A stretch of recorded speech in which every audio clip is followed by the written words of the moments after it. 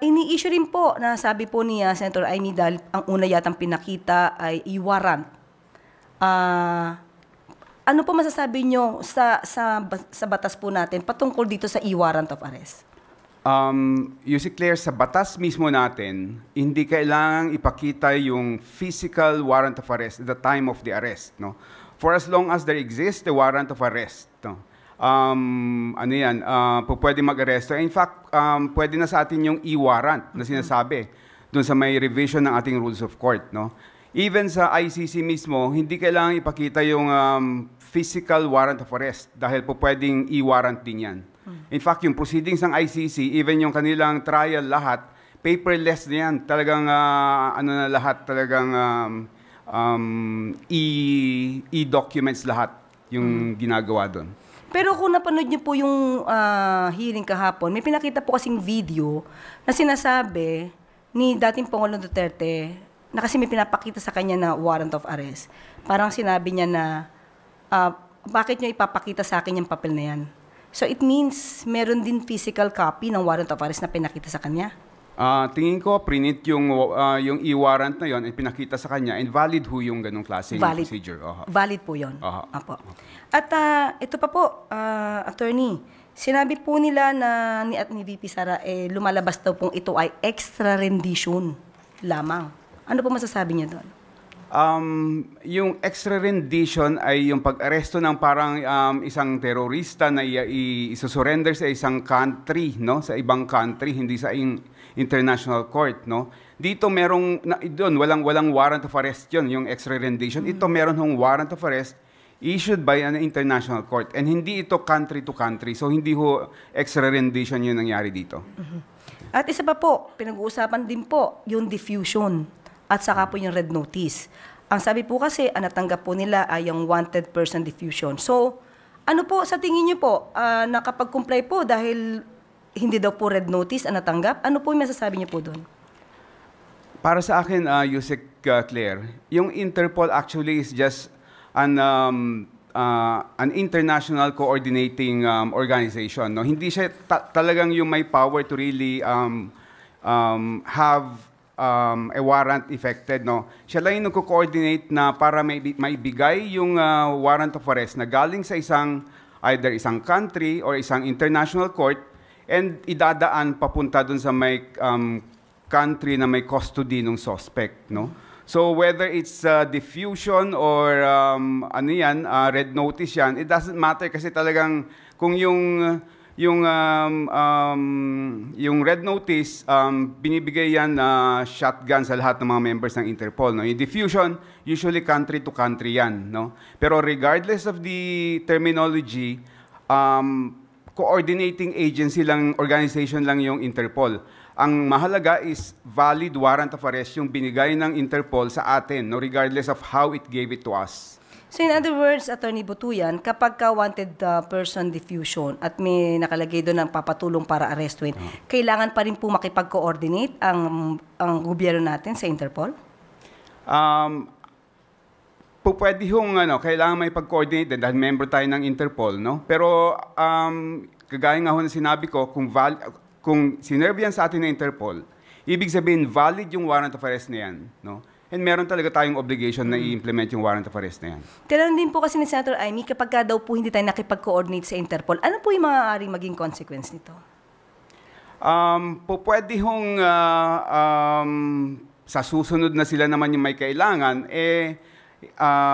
hindi naman tayo pagbibigyan, no, ng Interpol kung sakaling meron tayong request for extradition halimbawa or implementation of a warrant ng halimbawa ng citizen natin or any foreigner who commits a crime in the Philippines, and we request for the custody of that suspect or that accused, pwede tayong hindi pagbigyan because we violated our commitment sa Interpol. Meron pa po kayong nais na idagdag, yung panghuling salita patungkol po dito sa silbi ng warrant of arrest at pag-surrender kay dating Pangulong Duterte sa ICC? Nakita naman natin yung pag-serve ng warrant of arrest, no? naka-video nga lahat yung mga pangyayari. And kung ikukumpara natin yung pag-serve ng warrant of arrest kay former President Duterte sa pag-serve ng warrant of arrest sa ordinary suspect or criminal sa Pilipinas, sobrang nakakalamang si former President Duterte. In fact, ang daming privileges that were extended to him, no, over and beyond what is required by law.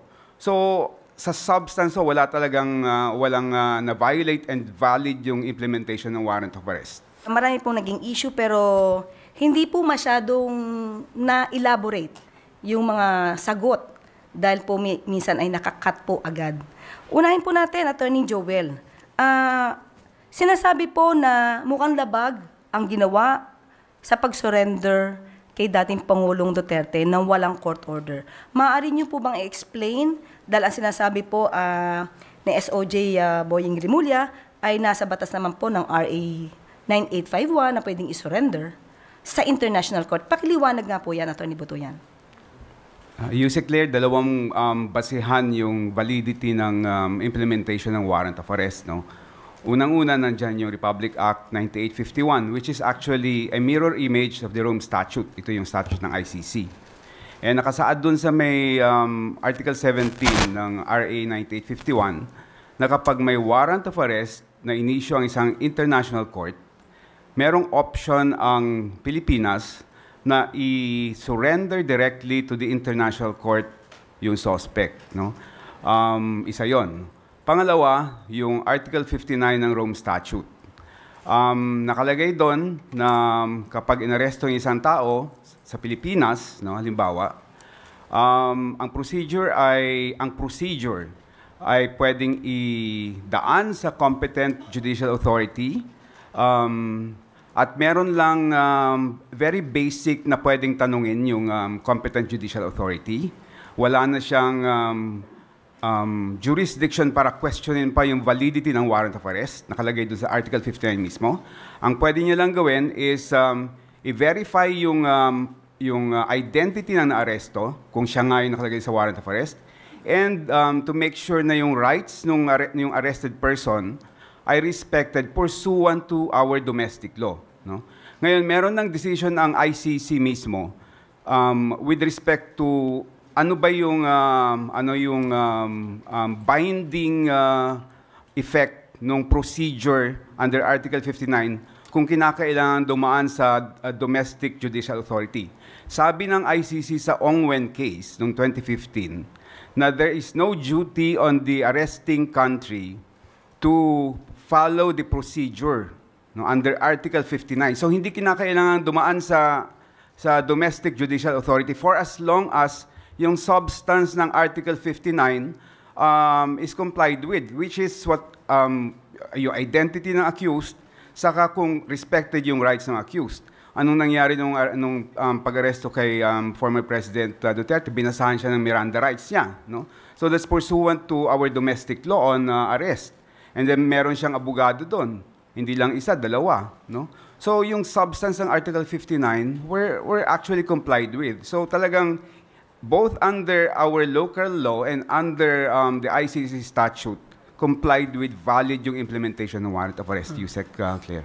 Ibig sabihin, Attorney Butuyan, kahit hindi po tayo miyembro dito sa ICC, at ang ginamit natin primarily ay ang ating batas ng RA 9851, kung itatanungin pa rin nila kung may substantial compliance tayo dito sa Article 59 ng Rome Statute, ibig sabihin, nakapag-comply tayo, although hindi yun yung ginamit natin na batas, kundi yung RA 9851, ganun po ba yun? Tama yun, Yusek Claire. No? We fully complied with our domestic law dahil nga merong discretion yung Philippine government to directly surrender the suspect to the international court. Okay, so hindi po kailangan na ng court order, katulad ng sinabi niyo po. Sa batas ho natin, hindi na kailangan ng court order. Meron po, siguro nadinig niyo po sa hearing kahapon, sinasabi po ni VP Sara na ito daw ay maliwanag na warrantless arrest dahil daw ang warrant of arrest ay dapat daw nagmumula sa local courts ng Pilipinas. Ano po masasabi niyo po doon? meron hong warrant of arrest. It was issued by an international court na naging miyembro tayo, no? So hindi ho totoong warrantless arrest ito dahil talagang merong warrant covering the arrest of the former president. Okay, maraming salamat, Atty. Butuyan. Salamat din po. At dito na lamang po nagtatapos ang ating briefing. Maraming salamat, Malacanang Press Corps.